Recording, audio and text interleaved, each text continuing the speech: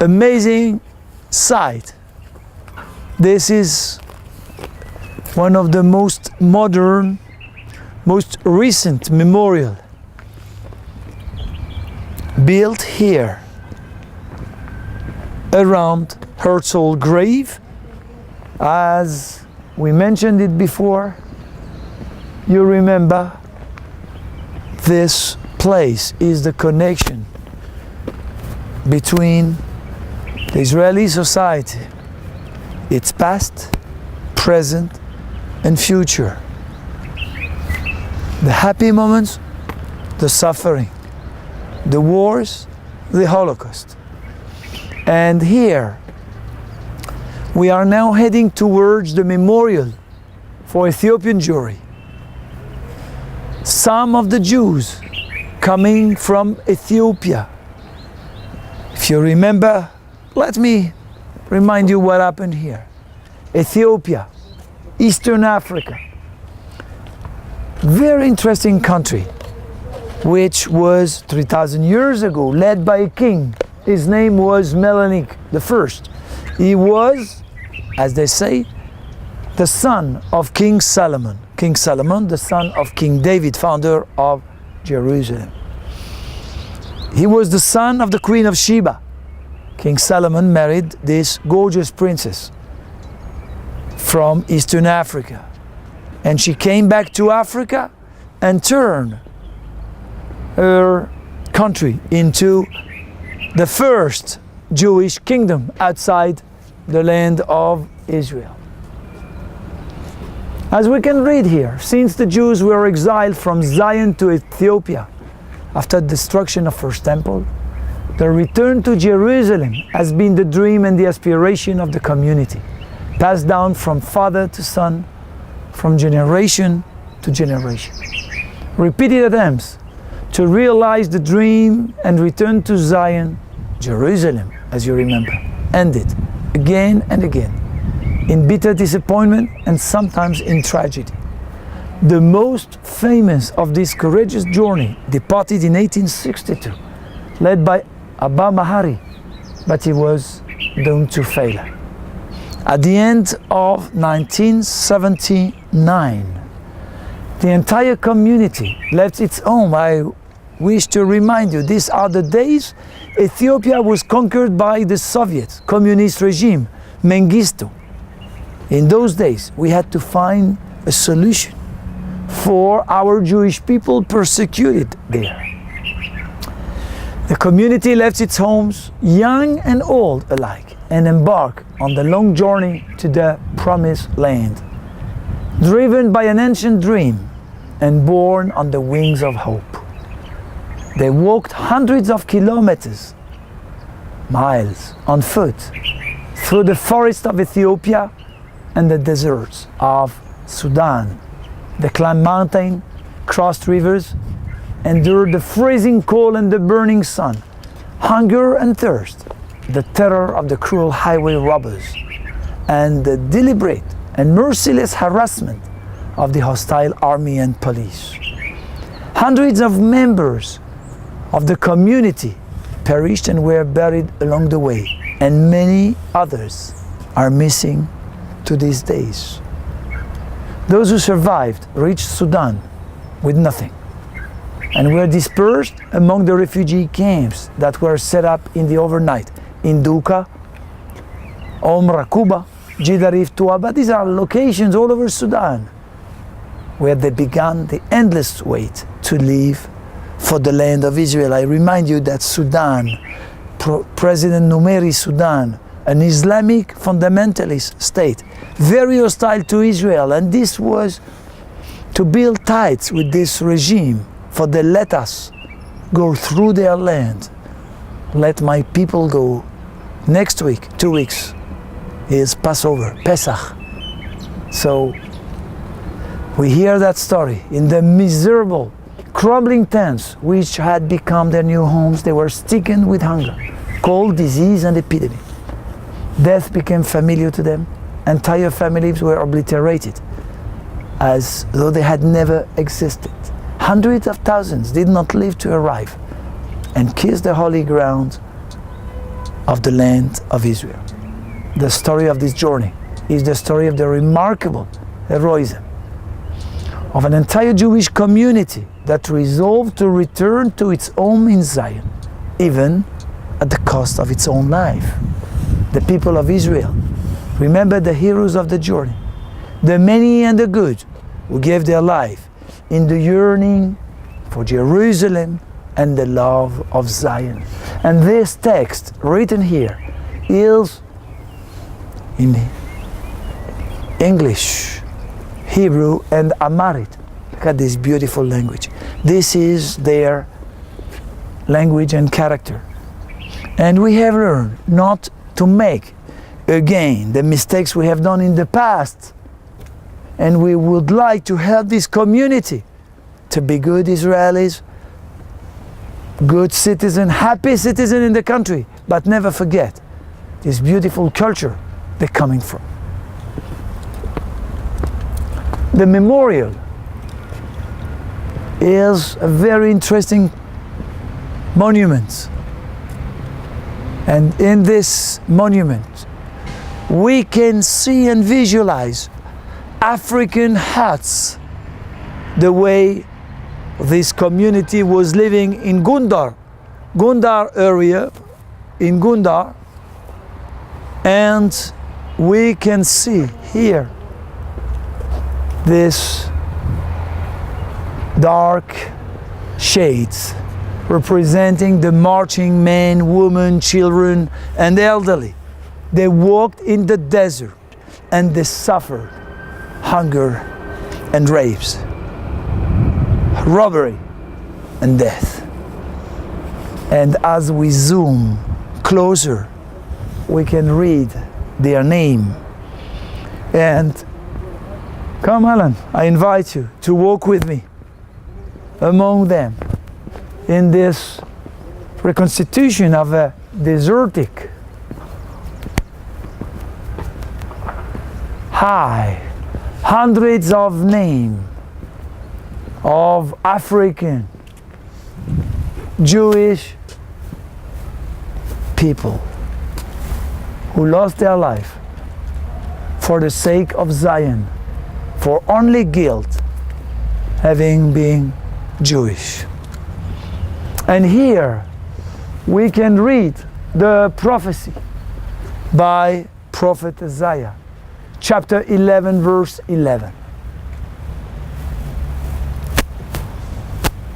ויהי ביום ההוא יוסיף אדוני שנית ידו לקנות את שאר עמו אשר יישאר מאשור וממצרים ומפטרוס ומכוש ומאילם ומשנער ומחמתת ומאיי הים.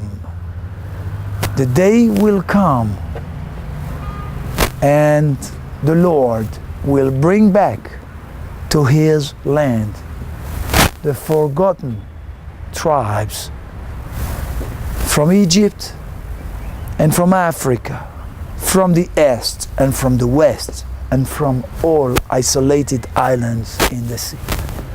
And here is the famous Yizkor ceremony. The Yizkor, the people of Israel will mourn and remember. יזכור עם ישראל את בניה ובנותיה של הקהילה.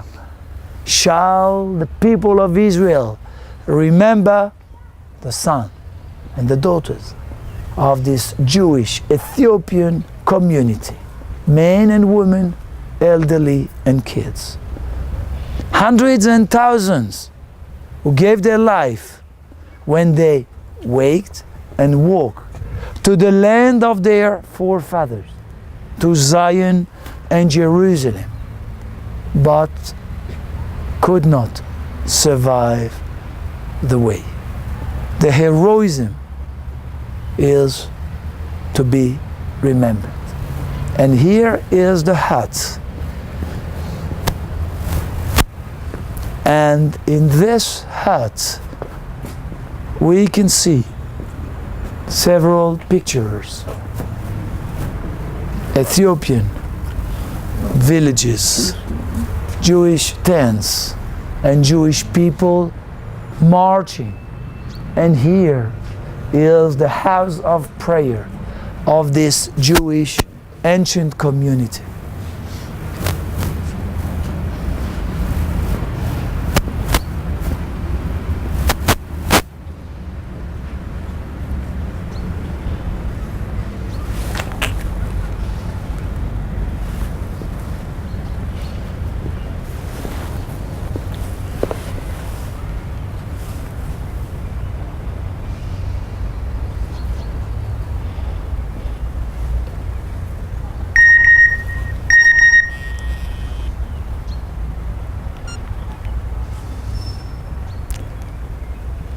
We apologize for the noise as we are marching and walking in this path and unpaved spots. So I apologize for all of you suffering a bit from these disturbances.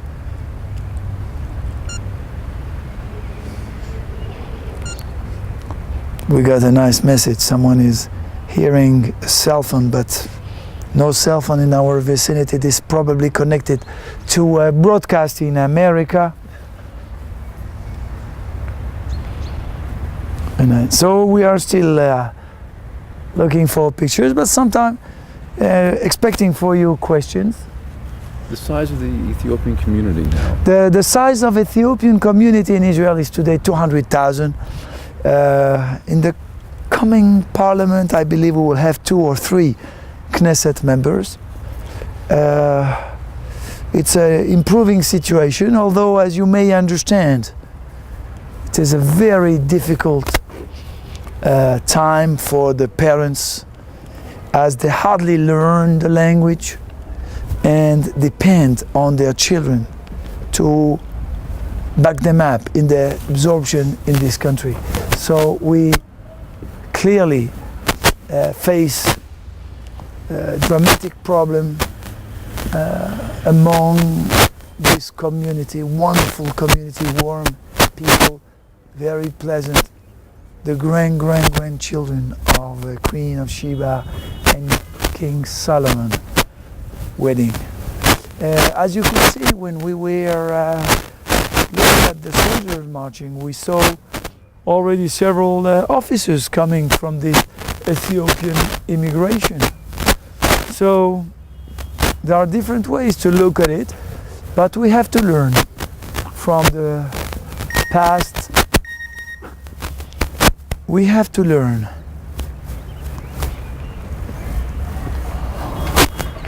We have to learn from the past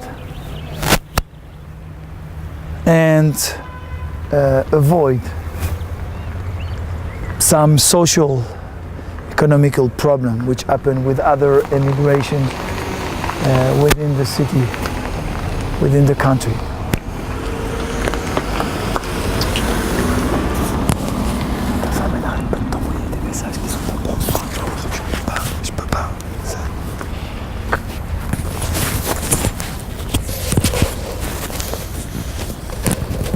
So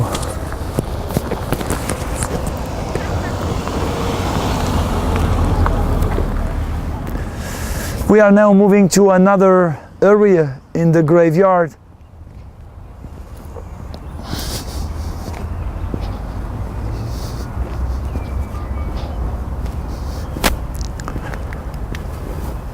And this is very painful, as we are now moving to the National War Cemetery of Mount Herzl. We will just look at this section, which is the last section in the graveyard. And here, over 50 women and men, soldiers, were killed in the last war in Gaza. As you remember, when Hamas attacked Israel, and I would like to tell you more about each and every one, and I feel unfair Here is the grave of Eliraz Peretz, whose brother and him, both of them, were killed. Each and every grave in this graveyard is similar.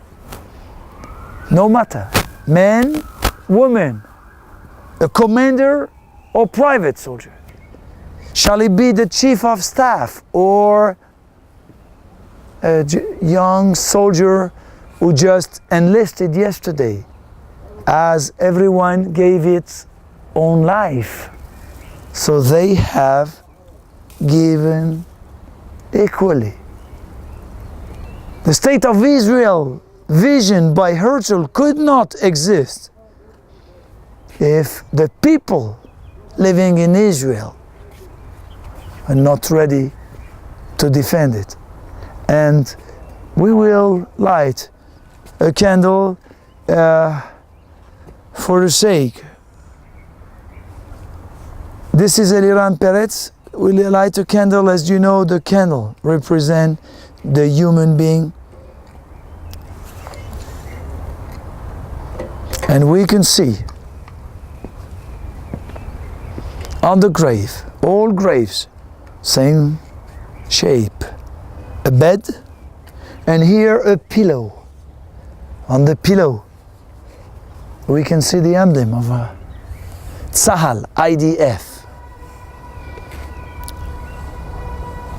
This is a candle which will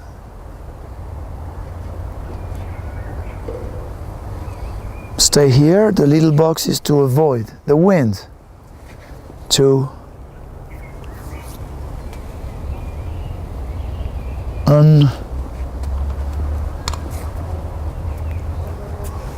yeah, we have it. And you see, here is the way, the name and the family, the name of the children, Miriam, and of the parents, sorry. His rank, he was a commander, born in Sinai, Sharm el-Sheikh, where the family was living, and he fell in combat in the Gaza Strip. This is the date. In this graveyard, the two brothers are buried, but as you may understand, we bury soldiers next to the other, right after the body is brought here to the graveyard.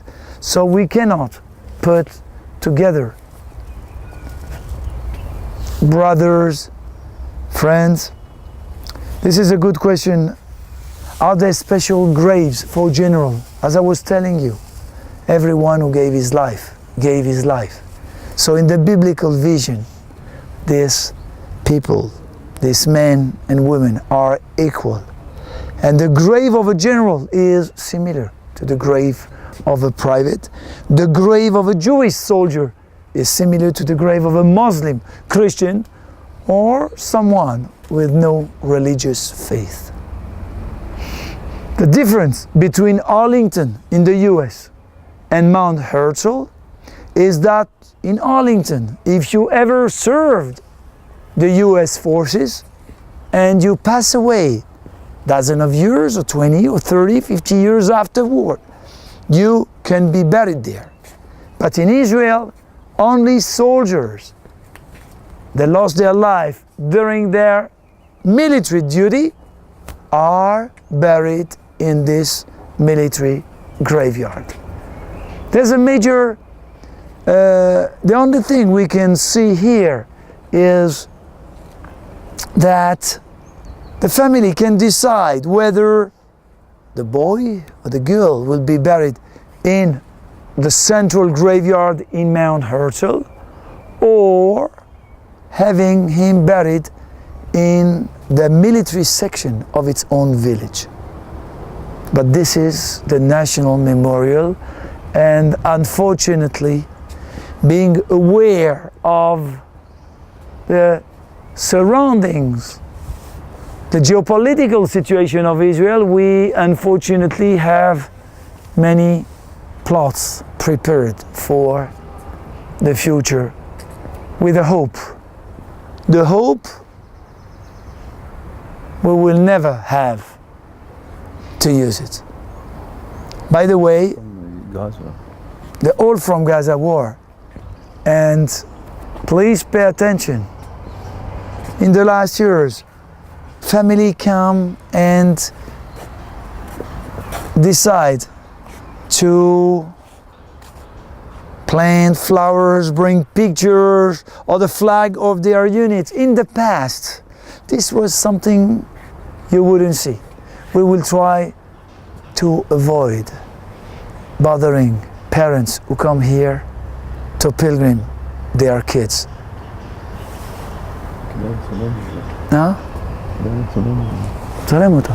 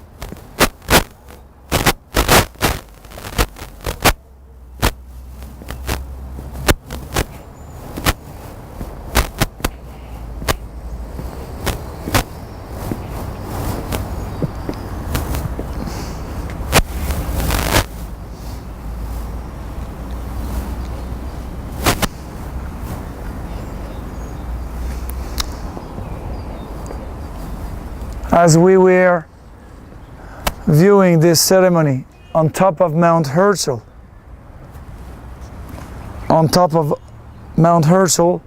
we will notice here Hila. She was a lieutenant in the Israeli army. She was marching carrying the flag, and a metal bar killed her. Her mother is the person managing Mount Herzl Memorial. Another woman, Nofar, and here you probably all remember Max Steinberg. He came from Los Angeles, from the States, and he decided to volunteer for the Israeli army. He was not obliged to, a US citizen, but he said, "This is my tribute to the Jewish nation," and he died a few months ago, last June. And he was a lonely soldier with no parents. Lonely soldier with no parents in Israel. And when people heard on the Israeli radio and TV that this young boy, here is the man,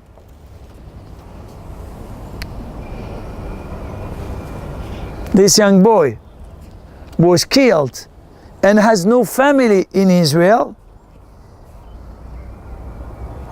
people came from all over Jerusalem, from all over the country. We remember 31,000 people coming to his funerals here. And this beret from the Golani Brigade, the famous tree, olive tree, or oak tree, there are two versions, is dedicated by his platoon friends in memory of that wonderful man.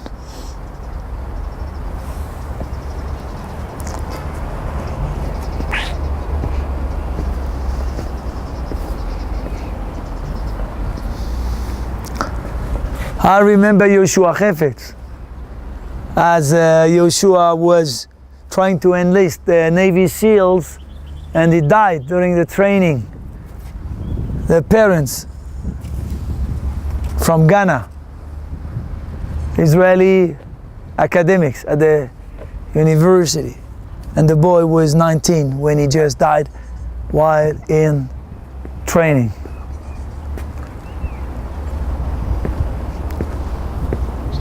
The day will come, we may come back to this place. You can view the older section here of the graveyard. This is from the War of Independence.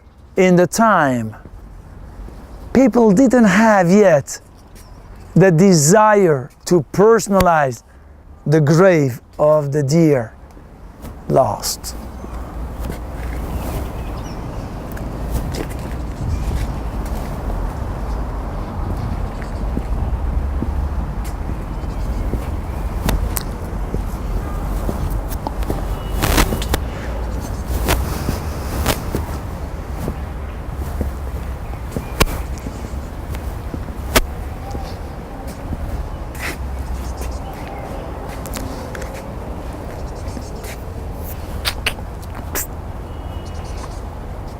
Each of them a story.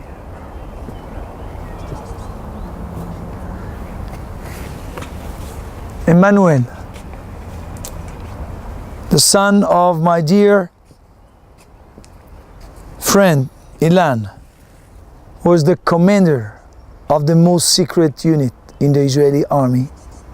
He was a colonel when he was killed in Lebanon. What he has done for the state of Israel will never be published. And the parents and friends and schools were asking to destroy each and every picture of this man. The Secret Service, Israeli Secret Service, ordered them for 15 years not to show his face, for the enemy will never know who was that person. Here is a man, Benny, from the Israeli Secret Service. As you can see, rather than the IDF emblem, Magen velo yira'eh, will protect but not to be seen. And these are members of the internal Israeli Secret Service, our FBI.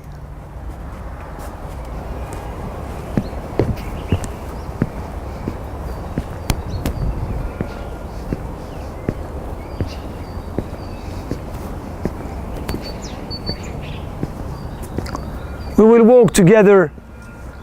We will walk together through the graveyard.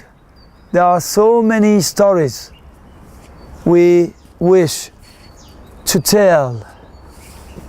There are so many stories to wish to tell. Of course, I could tell you about Elkanah. Elkanah served in another secret unit, undercover unit, acting among Arab terrorists. They look Arab and they talk Arabic. They take very high risk so we can live here in peace. And this is the wreath laid by the commander of the unit last week. He was 21.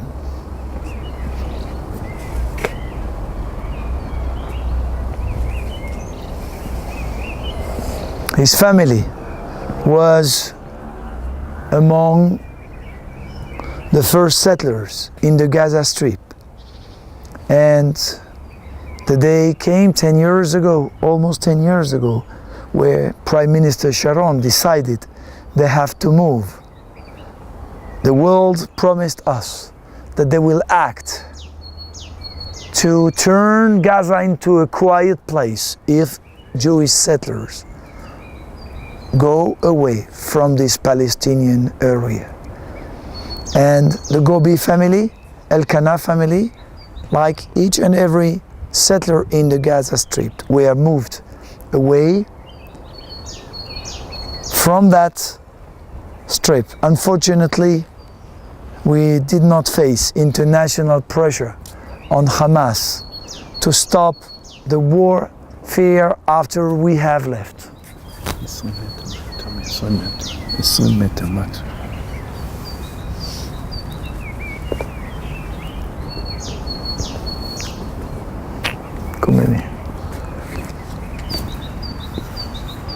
Here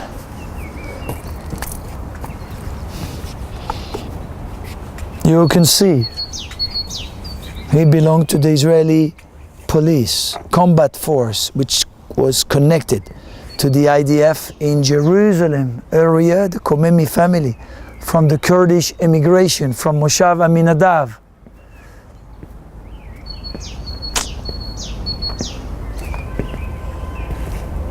Israeli Air Force.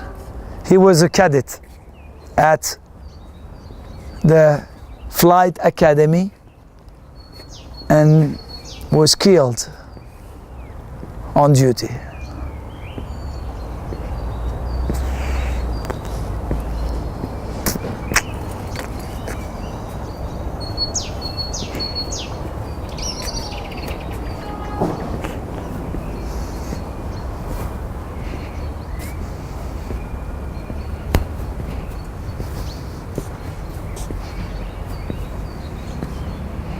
You can see in this area, as we understand, this graveyard is made of sections. Year after year after year, all of a sudden several Secret Service guys killed in the same operation or army war. We are walking through the graveyard and join the oldest section of this mountain.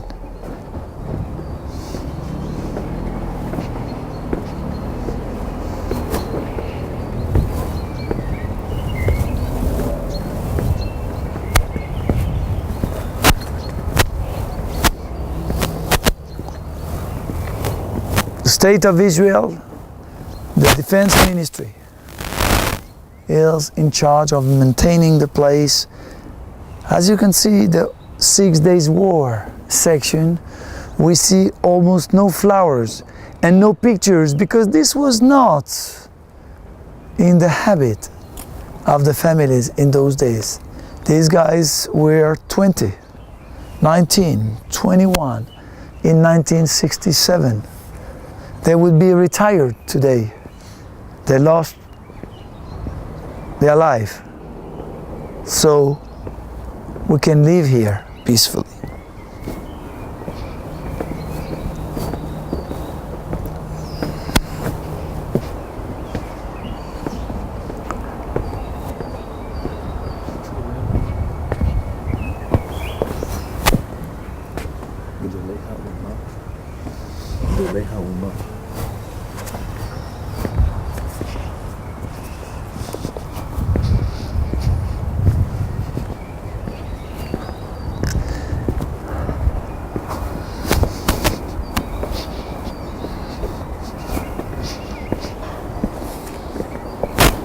This huge section we are walking through is the Yom Kippur War.